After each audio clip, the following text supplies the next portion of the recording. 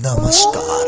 Round up horror में आप सभी का स्वागत है। मैं ऋषि लेकर आया हूं एक ऐसी डरावनी कहानी जिसे सुनकर आपके रोंगटे खड़े हो जाएंगे। तो कृपया आपसे निवेदन है, यह वीडियो अकेले में ना सुने।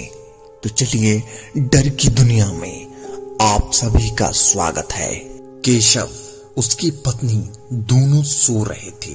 बेटा रमाकांत कहीं रिश्तेदारी में गया था।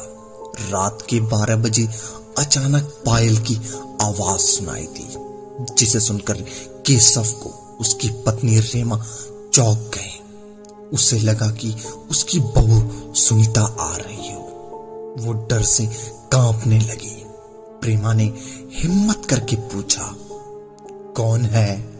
पायल की झनकार के साथ आवाज आई, मैं रूह हूं। सुनीता की रूह तुम्हें लेने आई हूं।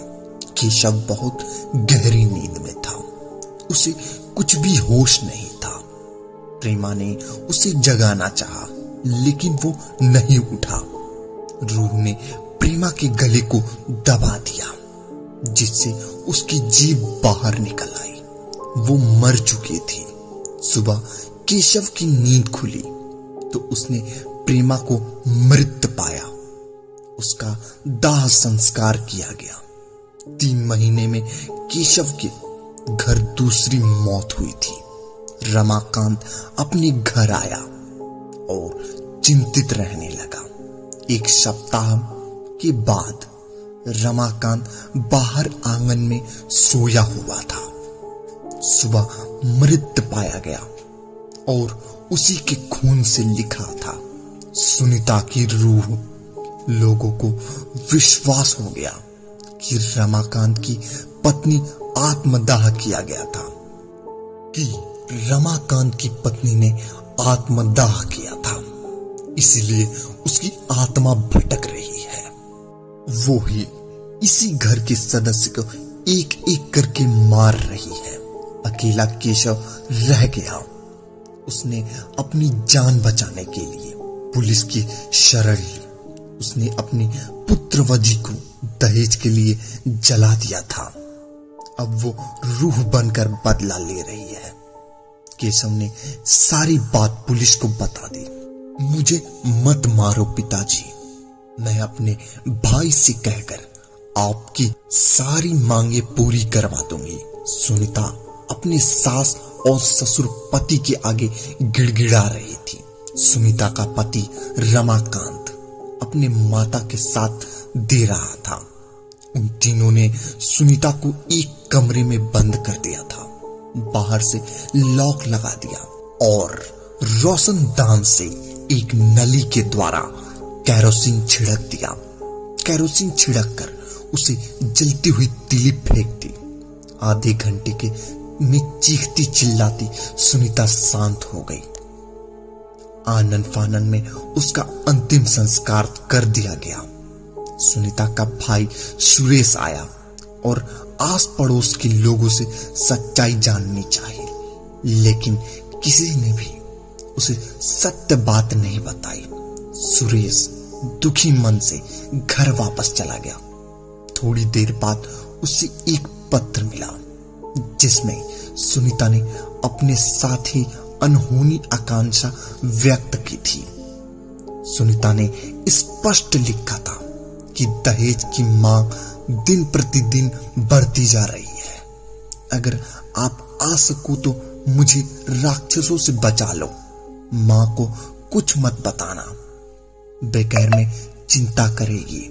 सुनीता का भाई सुरेश अपनी बहन का पत्र पढ़ के जोरों जोरों से रोने लगा। केशव ने अपनी जान बचाने के लिए अपनी सारी कहानी पुलिस को बताई, तो पुलिस अधिकारी की इच्छा हुई कि इस पापी को यहीं पटक पटक कर मार डाला जाए। ऐसे दुष्ट पापी की क्या रक्षा की जाए। पुलिस अधिकारी भावात्मक रूप से उससे नफरत कर रहा था, लेकिन कर्तव्य के कारण मजबूर था। कानून की शरण में आए ऐसे नीचे लोगों की सुरक्षा करना फर्ज था, उनकी ड्यूटी थी।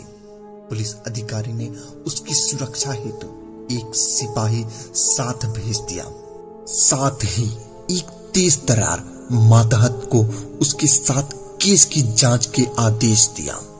वो सब जानते थे कि आज के समय में रूह की संभावना करना अपने आप को धोखा देना है। रूह किसी हित अहित नहीं कर सकती। पुलिस का सिपाही केशव के आसपास ही रहा और साथ ही सोया भी। रात में कोई घटना नहीं हुई। दूसरे दिन भी कोई सामने नहीं आई तो पुलिसकर्मी का वापस बुला लिया। लेकिन वो जांच अधिकारी केशव के घर के आसपास ही था। सब इंस्पेक्टर उसके लिए जाल तैयार कर रहा था। दिखावटी तौर पर उस सिपाही को हटा दिया था। सब इंस्पेक्टर उसके लिए जाल तैयार कर रहा था। दिखावटी तौर पर उस सिपाही को हटा लिया था ताकि अपराधी उसके झांसे में आ जाए। वो उस रूह को भी नहीं मालूम था। सब इंस्पेक्टर के झांसे में आ भी गई। रात के 12 बजे उस सब इंस्पेक्टर ने पायल की आवाज सुनी। वो चौकन्ना हो गया। केशव के कमरे की ओर धीरे धीरे बढ़ रहा था। उसने देखा कि एक औरत केशव के कमरे में घुस गई है। वो औरत केशव की नाक पर रुमाल रखकर उसे बेहोशी की नींद सुलाना चाहती है। केशव बेहोश हो गया तो उसका गला दबाने के लिए तकिया उठाया। सब इंस्पेक्टर ने उसे ललकारा जिससे वो हड़बड़ा गई। केशव की जान नहीं ले पाई। सब इंस्पेक्टर ने उसे चेतावनी दी कि भागने की कोशिश मत करना। उस औरत ने उस मुंह को साफ द्वारा ढक रखा था। सब इंस्पेक्टर उसकी ओर बढ़ रहा था। वो चुपचाप देख रही थी। सब इंस्पेक्टर के पास आया। उसने अपने घुटने की चोट उसके पेट के नीचे मारी जिससे सब इंस्पेक्टर असावधान हो गया और वो बाहर की ओर भाग गई। लेकिन सब इंस्पेक्टर ने उसे रोकने के लिए उसके बाल पकड़े। सब इंस्पेक्टर के हाथ में उसके बाल थे और वो बाल को छोड़कर भाग गई। सब इंस्पेक्टर ने देखा कि वो बाल नकली थे, पिग लगाई हुई थी। सब इंस्पेक्टर उसका चेहरा नहीं देख पाया। सब इंस्पेक्टर ने शेष रात वहीं बिताने का निश्चय किया। सुबह तक कोई अनहोनी नहीं हुई। केशव के जागने से पहले सब इंस्पेक्टर जा चुका था। सब इंस्पेक्टर ने रिपोर्ट को पुनः देखा और सुमिता के पीकर जाने का निश्चय किया। तो आखिर कौन था वो जो नकली बाल लगाकर उसके घर उसे मारने के लिए आया था? क्या वो सुनीता की रूह थी? यही सब जानने के लिए मिलते हैं अगले भाग में। तब तक के लिए धन्यवाद। अगर वीडियो पसंद आई हो तो वीडियो को लाइक करिए और चैनल को सब्सक्राइब करिए ताकि हमारी आने वाली वीडियो सबसे पहले आप तक पहुंचे।